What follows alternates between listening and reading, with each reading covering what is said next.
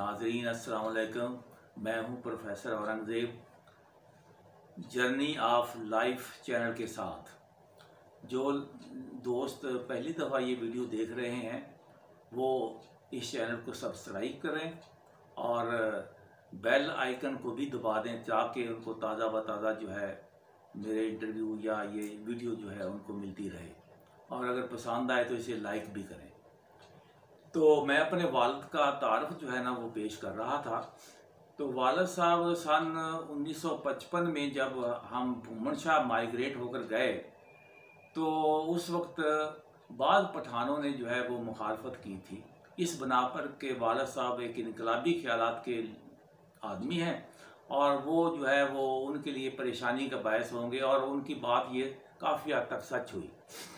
तो हमारे भूमन शाह जाने की वजह यह थी कि वो मेरी वालिद के जो वालदैन थे उनके वो मरीद थे पठान। तो वो अपनी इस रूहानी पेशवा यानी मेरी वालदा को अपने साथ बुलाना चाहते थे।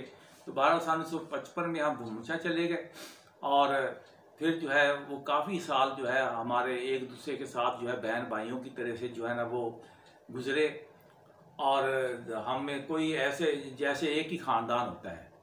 लेकिन वालिद साहब के इनकलाबी ख्यालात से उन पठानों की जो सरगर्मियाँ थी वो हम आहंग ना हो सकी, क्योंकि मेरे वालिद जो है उनकी हमदर्दियाँ किसानों के साथ मज़ारीन के साथ थीं, जबकि ये पठान जो थे ये इस्तेसाली तबका से ताल्लुक़ रखते थे।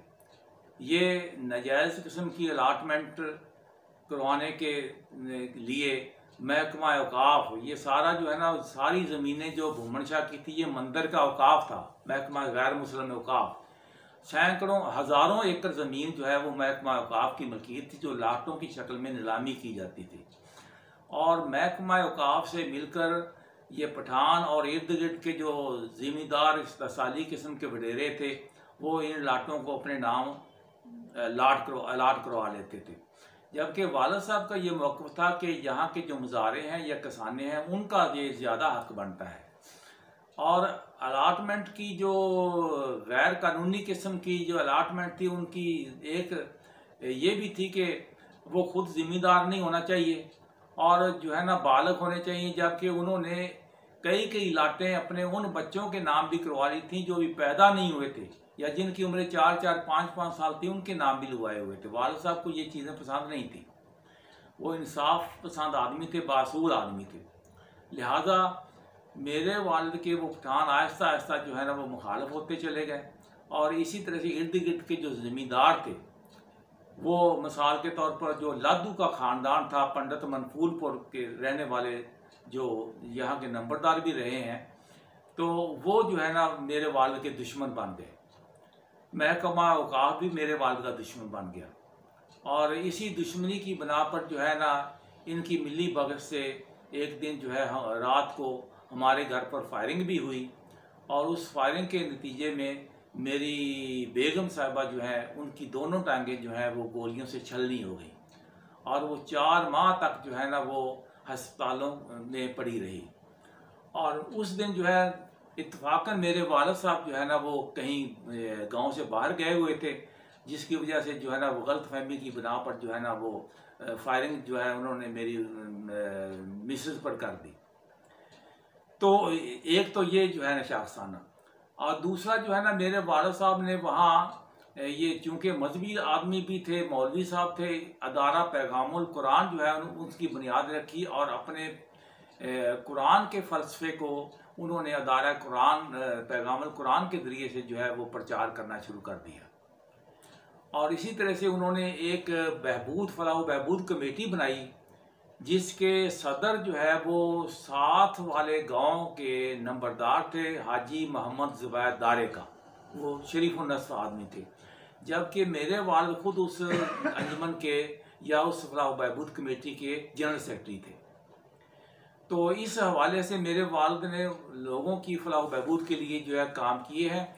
उस कमेटी में तमाम गांव की तमाम बरादरियों और ज़ातों को नुमाइंदगी दी गई थी और उस कमेटी का एक कमाल ये देखिए कि उसमें जो नायब सदर था वो एक ऐसा आदमी था जिसको उर्फ आम में कमी कहा जाता है। तो आपको एक थोड़ी सी दिलचस्प स्टोरी सुनाता हूँ कि एक दफ़ा गुलाम अहमद खान माने का, जो कि वफाकी वज़ीर भी रहा है, वो उसका हल्का इंतखाब जो है हमारा गांव भी बन गया। तो अपने हल्का इंतखाब में जब इलेक्शन के सिलसिले में, इलेक्शन मुहिम के सिलसिले में जब वो आया तो मेरे वालिद ने जलसा बर्पा किया उसके लिए। तो मेरे वालिद साहब ने उस नायब सदर को, जो कि उर्फ आम में आम तौर पर जो है कम्मी कहलाते हैं, उसको स्टेज पर गुलाम अहमद माने का के साथ बैठा दिया। और गुलाम वो शख्स था कि जो किसी वक्त पीर गनी में, जहाँ का गुलाम अहमद माने का रहने वाला था, पीर गनी में वो उसका मज़ारिया था, और उसको वहाँ से मार पीट करके उसके घर को उजाड़ कर, उसकी फसल को उजाड़ कर उसे वहाँ से गांव से निकाल दिया था, और यहाँ आकर वो पनाह गुज़ीर हो गया था। तो मेरे वालिद ने उस साबिक मज़ारिया को, जो कि गुलाम माने का मज़ारिया था, मार पीट कर निकाला गया था, उसको जो है ना वो स्टेज पर गुलाम माने का के साथ बैठा दिया, जिसका माने का को बहुत ज़्यादा रंज हुआ। और उस वक्त तो उसने अपना रंज ज़ाहिर नहीं किया, लेकिन बाद में एक मकाम पर जब मेरे वालिद साहब ने, जब वो वज़ीर बने, तो मेरे वालिद साहब ने उनके पास एक आदमी किसी काम के लिए भेजा रुका देकर। तो उसने जो है ना वो मेरे वालिद का नाम लेकर जो है खासी बदतमीज़ी की, और उस आदमी को मायूस लौटा दिया, कि यानी कि नफ़रत का इजहार किया, गुस्से का इजहार किया उस वक्त का, जब मेरे वालिद ने उस नायब सदर को उसके साथ बैठा दिया था। तो ये मेरे वालिद साहब चूँकि वडेरों के मुखालफ थे और गरीबों के हमदर्द थे, इस लिहाज से जो है मेरे वालिद के फ़लसफ़े के मुताबिक वो नायब सदर जो है इस्तेहक़ाक़ रखता था। इस लिहाज से जो है ना वो अपने इस्तेहक़ाक़ की वजह से जो है वो नायब सदर बना था। तो